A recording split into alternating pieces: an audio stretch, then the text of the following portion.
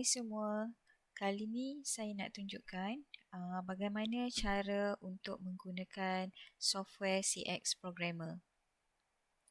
Mula-mula kita buka dulu CX Programmer, boleh search dan cari CX Programmer. Okey, abaikan register online, just exit. Okey, bila kita nak mulakan satu projek yang baru, kita ambil new. Pada device name ni kita boleh abaikan. Okay. And then device type ni, pilih model PLC yang anda nak gunakan bersama-sama software CX Programmer. Okay. Dalam kes ni, saya menggunakan PLC model CP1E. Okay. Dan automatic dia akan keluar network type dia USB. Then saya ambil OK. Okay. Ini paparannya.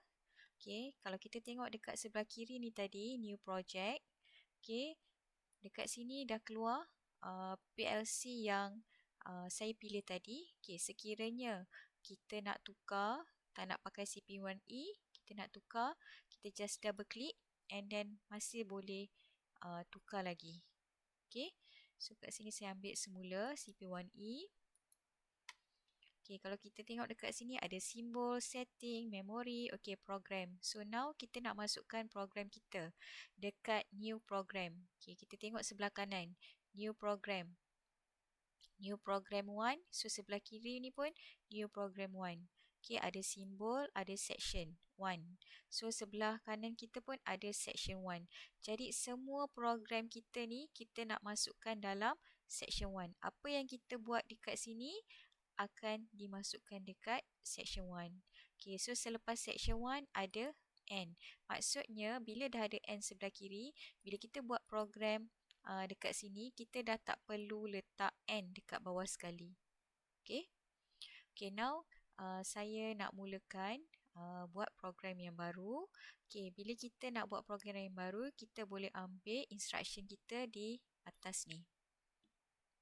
Okay, kalau macam ni new contact. Okay, ni untuk normally open. Kita ada new normally close. Okay, yang selalu kita gunakan garisan vertikal, garisan horizontal. Okay, ini untuk output. Okay, call. Okay, ini kita boleh gunakan untuk instruction timer, counter, jump, interlock dan sebagainya. Okay, so kali ni saya nak tunjuk simple program. Saya just ambil normally open. Okay, saya letakkan dekat sini. Okay, first kali kita kena masukkan operand untuk kita punya contact. Okay, so saya anggap contact pertama ni adalah Swiss saya lah yang pertama. Jadi saya letakkan operand dia adalah 000. Okay, 3 digit je. Okay. And then edit comment, kita boleh letak ataupun kita boleh abaikan. Okay, edit comment ni kalau kita letak, dia tak akan mengganggu kita punya program. Dia just label, nak menunjukkan Swiss 00 ni apa dia. Okay, dalam kes ni katalah saya abaikan dulu. Okay, dan saya tambah garisan melintang untuk completekan saya punya program. Sebelum tu kalau kita tengok, selagi saya punya program belum complete, ada garisan merah menegak. Okay, dan saya letak satu output. Okay, katalah output saya, sekarang output kita kena letak operand dia bermula dengan nilai 1. 1, okay, 5 digit, katalah 0001. Okay. Okay, katalah saya nak label output saya ni sebagai motor 1, contohnya. Motor 1. Okay. Okay, dia akan keluar macam ni. Label tu akan, komen ni akan keluar di sebelah sini, warna biru ni. Okay, dan line vertikal merah pun hilang. Ni menunjukkan saya punya program dekat sini dah complete. Okay, katalah saya nak tambah satu lagi rang. Okay, katalah rang saya ni bermula dengan contact normally close. Okay, saya letak dekat sini. 001. Okay, dan saya letakkan garisan melintang, letak satu output. 1002. Okey, katalah ini adalah motor 2. Okey, nampak tak dekat sini? Masih lagi merah. Okey, maksudnya dekat sini program yang kita buat ni ada error. Okey, apa error dia? Okey, sekarang ni 001 ni, rang ni adalah rang yang kedua. Bila kita nak buat rang kedua, kita tak boleh letak dalam satu rang yang sama. Jadi, jawapan yang sepatutnya adalah sebab ini adalah ruangan untuk rang yang pertama. Bila kita nak buat rang baru, kita tak boleh tambah di ruangan rang yang sama. Jadi, saya kena letak di sini. Okey, nampak tak? Ni maksudnya kosong ni rang pertama. 1 ni adalah rang kedua. Jadi, saya masukkan balik 001. Saya completekan program ni. Saya letak output. Output saya motor 2. Okey. So, nampak sekarang? Okey, garisan merah ni tak ada. Jadi, kita asingkan rang ni bila nak buat program. Jadi, kalau saya ada rang seterusnya, saya kena letak di sini. Okey. Okey, now, bila kita punya program dah siap, macam mana kita nak simulate? Pergi dekat simulation and then click work online simulator.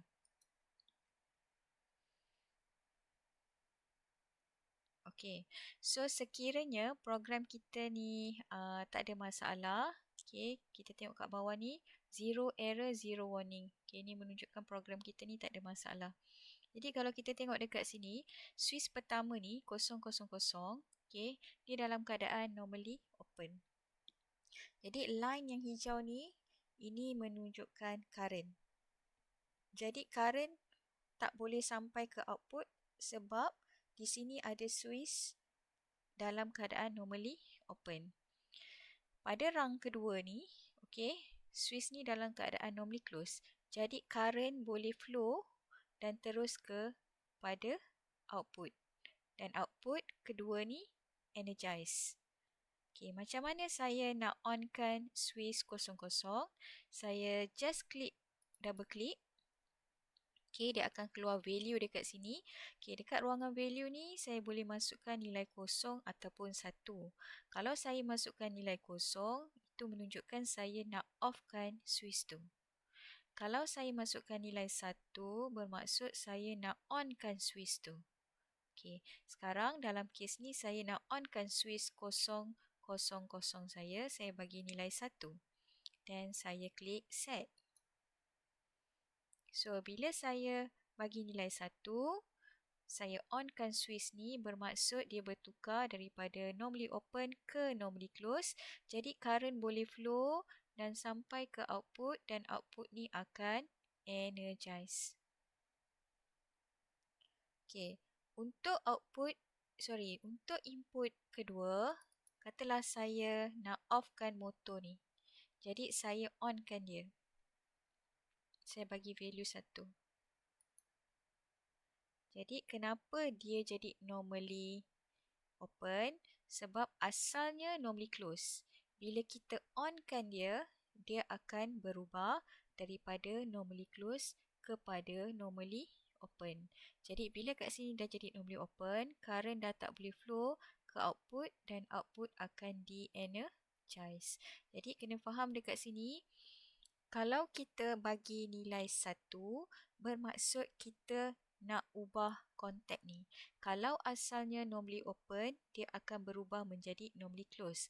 Kalau asalnya normally close, dia akan berubah menjadi normally open. Okey, bila kita bagi nilai 0, kita nak switch tu pergi semula kepada keadaan asal. Okey, bila saya bagi value 0, switch ni akan berubah balik daripada normally close kepada normally open. Jadi current tak boleh flow kepada motor 1. Okey, kontak yang kedua, bila saya bagi nilai 0, jadi saya nak dia kembali kepada asal dia. Jadi daripada normally open tadi, dia akan pergi semula kepada normally close dan motor 2 ni akan turn on semula ataupun energize.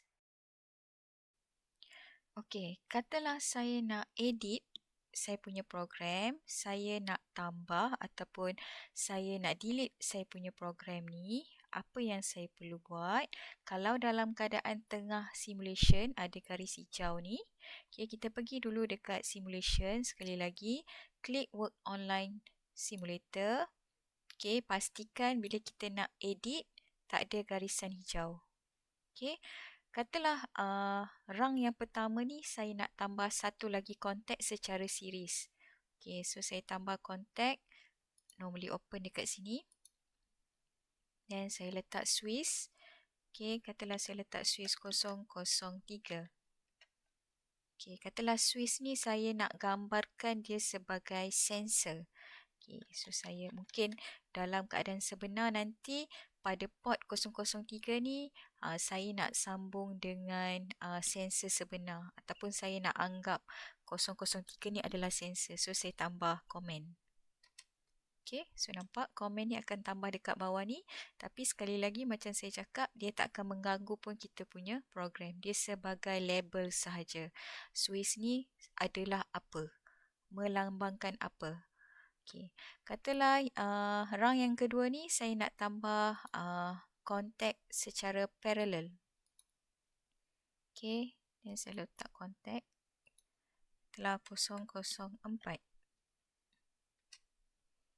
Okay. Jadi saya selepas edit, okay, ataupun dekat sini saya tambah, katalah sini kalau nak delete katalah sini saya tambah satu lagi kontak. Okay. Lepas tu katalah saya tak jadi nak guna kontak ni. Jadi saya nak delete, just klik dan dekat keyboard just cari delete. Yes, so dia akan auto sambung semula. Okay, dan kita boleh buat simulation sekali lagi. Okay, nampak kat sini tak ada error. Okay, dekat bawah ni tak ada error, tak ada warning. Just katalah saya nak onkan motor 1, saya double klik dekat 00, saya bagi nilai 1. Okay, nampak? Motor 1 ni masih lagi tak on sebab ada satu lagi Swiss yang disambung secara series. Jadi current ni tak boleh sampai ke motor 1. Jadi saya kena onkan dulu sensor ni, saya bagi value 1 dan output akan turn on. Okey, untuk rang kedua ni, katalah Swiss 1 ni saya onkan.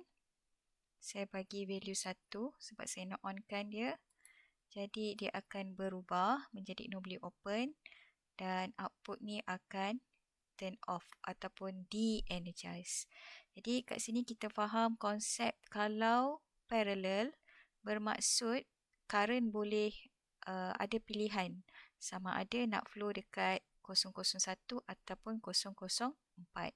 Dan katalah saya onkan Swiss 004, saya bagi value 1. Jadi Swiss ni berubah daripada normally open ke normally close. Current akan flow ke motor 2. Jadi motor 2 ni nak turn on kan dia ada dua cara. Sama ada off kan 001. Maksudnya kalau off kan 001 asalnya memang dah normally close. Ataupun satu lagi on kan 004 supaya dia berubah menjadi normally close.